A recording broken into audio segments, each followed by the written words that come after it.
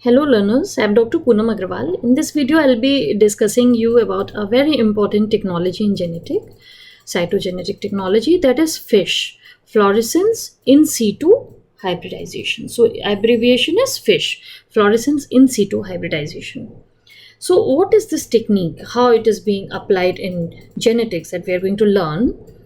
So mostly we use this technology to identify the gene location on the chromosome, and also this technology can be used to I write here the application is gene localization on chromosome. There are so many chromosomes in nucleus, and a particular gene is located on a particular chromosome, either on short arm or long arm. To identify the location of the gene, this FISH technology can be used. But it has got wider application. It can identify the gene mutation as well. The basic principle of this technology is hybridization. The basic principle of this technology is hybridization. Hybridization means the probe is being used which is going to bind with its complementary sequence. So if you wish to identify the gene location on the chromosome, or you wish to identify whether the gene is mutated or not mutated, you need to design a probe which is complementary to gene sequence. Like for example, this is a cell, and in this a nucleus is there where multiple chromosomes are there. You're not interested in all chromosome and all gene.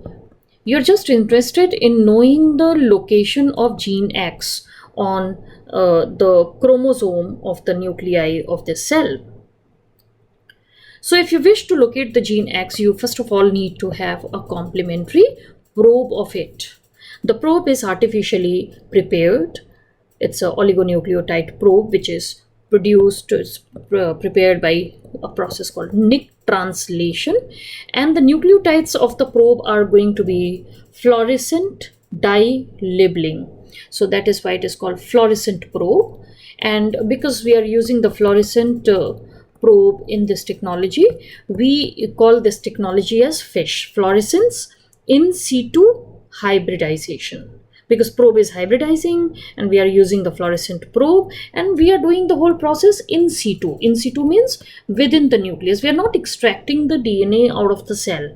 We are taking the whole of the intact cell and we are going to hybridize the probe on the chromosome directly. That is why it is called in situ process. It's not like in vitro process where we are extracting the DNA and we are dealing with the DNA in vitro. That is an in vitro process. FISH is an in situ process where we are taking the intact chromosome and taking a probe which is going to complement with its complementary sequence. So coming to the mainstream discussion, that I was telling you that gene X need to be located on the chromosome. So first of all, you should know the sequence of the gene X which you need to identify onto the chromosome, and once you know the sequence of gene X, you need to design a probe which is produced by a process called Nick translation, and this probe nucleotides are fluorescently labeled.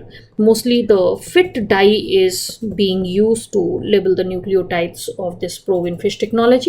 FIT is fluorescence isothiocyanate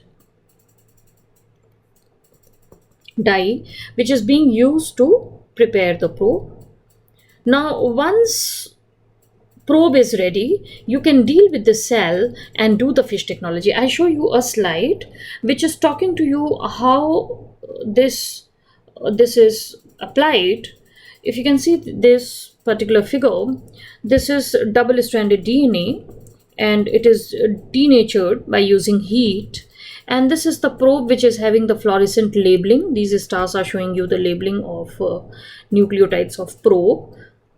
Then the denatured DNA and the probe are hybridized in hybridizer, and then the probe is hybridizing with the complementary sequence. Now detection of the fluorescence in the processed cell denotes you where exactly the gene is located. For example, if you're doing this process in this manner. Once you have prepared the probe, you layer the probe all over the nucleus, cover it completely, allow it to hybridize, and after hybridization you have to do the washing to get rid of excess probe, and after washing the examination is done to detect the fluorescence under microscope. So under microscope you are finding that chromosome pair number 4, for example, is having the fluorescence here at long arm of chromosome. This fluorescence is because of probe. This is probe which is hybridized here at long arm of chromosome pair number 4, say for example. So you understand that probe is binding at this point. It means that complementary gene is located at this arm of this chromosome pair. So this in nutshell is the FISH technology, where we are using the intact cell, and with the help of fluorescent probe we are detecting the location of the gene. Mutation can also be detected. Suppose if the gene is mutated, of course the probe is not going to hybridize there, and then there will not be any fluorescence which will be detected. So the steps goes like, first of all you have to prepare the sample on paraffin film. You have to prepare the sample. You can see the slide having the tissue on it. Then the DNA on the tissue is denatured by using heat, and then probe is layered on it, which is hybridized, and after hybridization the excess probe is washed. Washing step is done to wash away the excess unbound probe.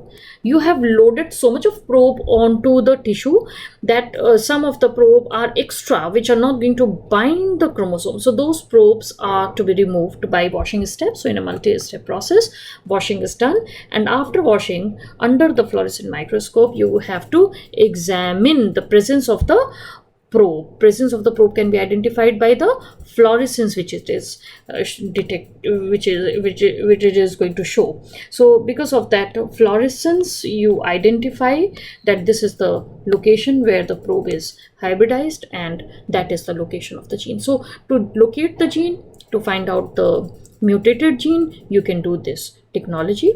You have other wider applications of FISH like karyotyping. You can count the number of chromosome by using FISH technology. You can count the number of chromosome. That will help detecting the trisomy 21 like Down syndrome, or the deletion of the whole chromosome. Then some chromosomal aberration like deletion, duplication, translocation can be detected by using this FISH. Then in developmental biology, even the gene expression profiling of embryonic tissue can be done by FISH technology, where we actually hybridize the mRNA in this manner. So this is in nutshell is the FISH technology, which is being used to detect the gene location on the chromosome, and also the presence or absence of mutation mutation in that gene. Or the karyotyping also, it is useful to detect the extra chromosome or the loss of any arm of the chromosome. Everything can be detected. But suppose if you want to outline the chromosome, you have to use the probe which is going to bind at multiple places in the chromosome. So multiple probes need to be used. If I say probe, there are many types of probe. You see, we have so many types of probe. We have centromeric probe, which is going to bind with centromere region.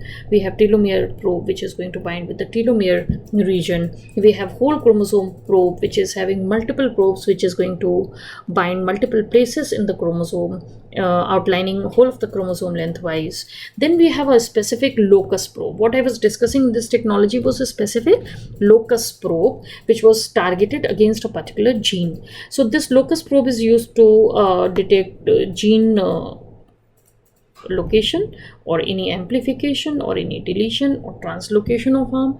So this is how we have multiple types of probe. So basic concept of FISH is that it's an in situ process. We are not going to extract the chromosome out of the nucleus, because once you take out the chromosome out of the cell, it becomes the DNA. It opens up and it becomes the DNA. We are not going to deal with DNA over here. We are actually going to deal with intact chromosome in fish technology. So thank you very much. I hope that this discussion was useful to you. For more such videos, you can subscribe my channel on YouTube with the name of Dr. Poonam Agrawal. Thank you very much.